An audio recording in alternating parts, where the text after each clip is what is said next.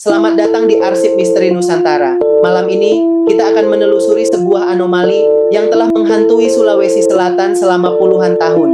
Sebuah figur yang bukan hantu, namun jauh lebih mengerikan. Parakang.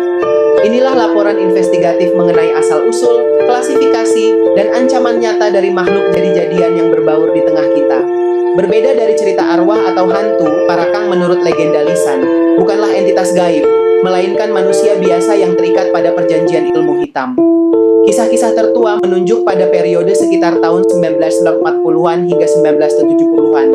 Fenomena ini lahir dari ambisi sekelompok petani di Pinrang yang mencari jalan pintas untuk meringankan beban kerja.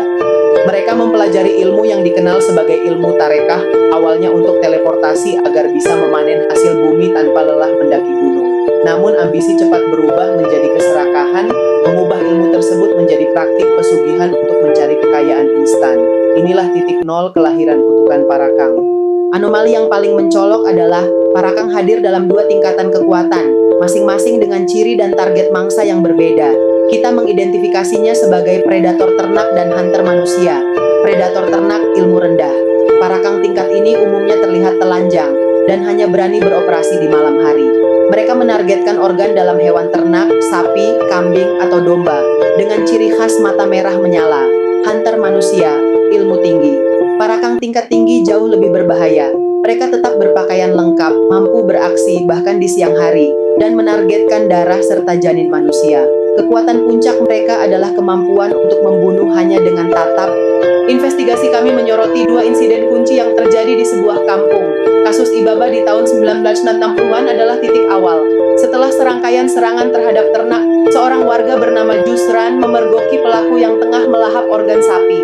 Dalam momen pertarungan, Jusran nekat membakar kaki makhluk tersebut dengan obor. Pelaku, seorang pendatang bernama Ibaba, beberapa hari kemudian terlihat pincang dengan luka bakar yang membujur di betisnya, memberikan bukti fisik yang mengikat Ibaba sebagai Parakang tingkat rendah. Namun, ancaman kembali 10 tahun kemudian dengan tragedi yang jauh lebih mematikan. Pelaku utama adalah Labo, Parakang tingkat tinggi.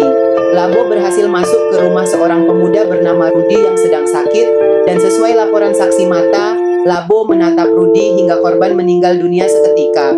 Sebuah pembunuhan yang disaksikan banyak warga. Hal yang paling mengkhawatirkan dari fenomena ini adalah sifatnya yang turun-temurun. Ilmu hitam ini diyakini diwariskan kepada anak cucu, seringkali tanpa persetujuan mereka, menjebak generasi berikutnya dalam kutukan leluhur. Inilah mengapa Parakang diyakini masih berbaur dengan masyarakat hingga hari ini, membuat identifikasi mereka menjadi tantangan yang hampir mustahil.